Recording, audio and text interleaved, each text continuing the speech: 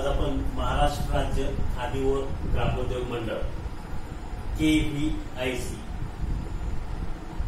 Khadi and village industries corporation तर खादी आणि ग्रामोद्योग महामंडळाची स्थापना जी आहे ती 1962 मध्ये झालेली आहे. ग्रामीण भागातील दारिद्र्य रेषेखालील लोकांना रोजगार उपलब्ध करून देणे व त्यांना दारिद्र्य रेषेच्या वर आणणे या मुख्य उद्देशाने या खादी आणि ग्रामोद्योग मंडळाची स्थापना झाली. जे काही गरीब लोक आहेत त्यांच्या हातामध्ये रोजगार उपलब्ध करून द्यायचा, ग्रामीण भागातील बेकारी नष्ट करून अर्थव्यवस्था सुधारायची किंवा भक्कम करायची. यासाठी दारिद्र्य रेषेखालचं प्रमाण जे आहे हे ज्या वेळेस कमी होईल म्हणजे जास्तीत जास्त लोक दारिद्र्य रेषेच्या वरती जातील तेव्हाच आपली भारताची जी अर्थव्यवस्था आहे ती सुधारेल. दारिद्र्य रेषेच्या वरती जाण्यासाठी काय करावं लागेल की जास्तीत जास्त लोकांनी रोजगार आणि स्वयंरोजगार करावा लागेल. ज्या वेळेस मोठ्या प्रमाणात उद्योग आपल्याकडे येतील आणि जे बेकार सुशिक्षित बेकार बेरोजगार जे युवक आहेत त्यांना काहीतरी हाताला कामधंदा मिळेल, त्याच वेळेस त्यांचं उत्पन्न वाढेल आणि त्यांचं उत्पन्न वाढलं की राष्ट्रीय उत्पन्न जे आहे किंवा दरडोई उत्पन्न जे आहे ते देखील वाढण्यास मदत होईल. तर अशा प्रकारे जे गोरगरीब लोक आहेत त्यांची डेव्हलपमेंट करणे, त्यांच्यामध्ये सुधारणा करणे, त्यांचं उत्पन्न वाढवणे, यासाठी त्यांच्या हाताला काहीतरी कामधंदा मिळवून देणे या उद्देशाने या महाराष्ट्र राज्य खादी आणि ग्रामोद्योग मंडळाची स्थापना झाली. याचबरोबर या नावामध्ये जर तुम्ही पाहिलं तर खादी आणि ग्रामोद्योग मंडळ म्हणजे ग्राम पातळीवर गाव पातळीवर जे उद्योग आहेत त्याला चालना देणे आणि खादीच्या उद्योगांना प्रोत्साहन देणे हे देखील महत्वाचं उद्दिष्ट या KVICचं आहे. आता याची कार्य कोणती कोणती आहेत पाहू.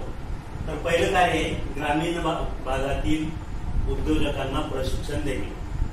ग्रामीण भागातील जे स्वयंरोजगार करणाऱ्या व्यक्ती आहेत, लघुउद्योग करणाऱ्या व्यक्ती आहेत, ग्रामोद्योग करणाऱ्या व्यक्ती आहेत,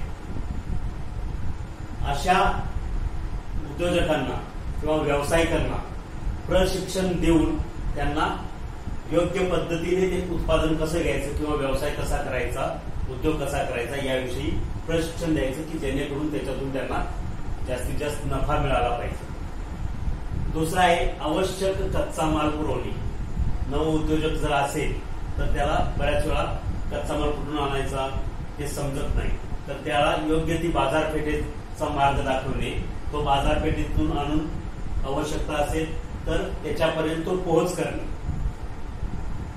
अशा प्रकारचं कार्य देखील केलं जातं. त्याचबरोबर खेळतं भांडवल जे आहे ते खेळतं भांडवल पुरवणे. नवीन उद्योजकाला कधी कधी जर उत्पादन विकलं गेलं नाही बाजारपेठेमध्ये तर खेळत्या भांडवलाची कमतरता भासण्याची शक्यता असते. त्यासाठी खेळत्या भांडवलाचा पुरवठा करणे. त्याचबरोबर बीज भांडवल पुरवणे. बीज भांडवल म्हणजे काय ते तुम्हाला सांगितलेलं आहे.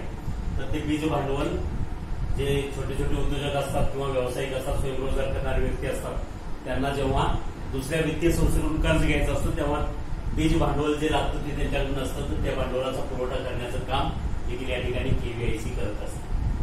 त्याचबरोबर हस्तकला, हातमाग, कलाकुसरीच्या वस्तूंची विक्री व्यवस्था करणे आणि त्यांना प्रोत्साहन देणे. या हस्तकला जे पारंपरिक आपलं भारतीय उद्योग आहे तर त्यांना प्रोत्साहन देणे ते उद्योग करण्यासाठी. हस्तकला असेल किंवा हातमाग पूर्वी जे कापड जे तयार होत होतं हातमागावरती आता त्याची जागा पॉवर लूमने घेतलेली आहे, यांत्रिक पद्धतीचे माग आलेले आहेत.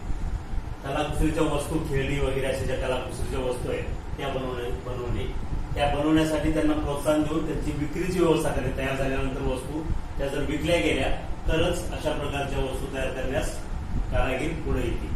त्यासाठी त्यांची विक्री व्यवस्था कशा पद्धतीने करायची ही जबाबदारी देखील KVIC आहे.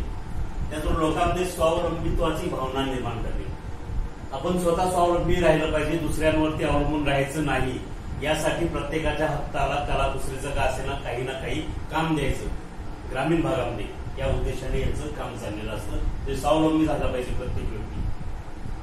खादी वस्त्रांची निर्मिती किंवा या ठिकाणी तुम्हाला मला सांगितल्याप्रमाणे खादी वस्त्रांची निर्मिती करण्याचा जो उद्योग आहे त्याला प्रोत्साहन देणे आणि असे उद्योग ग्रामीण भागामध्ये कशा पद्धतीने चालू करता येईल हे पाहणे आणि तसं जर कोणी चालू करणार असेल, खादी वस्त्रांची निर्मिती करणारा कारखाना एखाद्याला चालू करायला असेल तर त्याला शासकीय पातळीवर अनुदान देखील मिळतं, सहजासहजी कर्ज उपलब्ध होतं. म्हणजे या उद्योगाविषयी शासनाचं जे धोरण आहे ते अगदी अनुकूल आहे.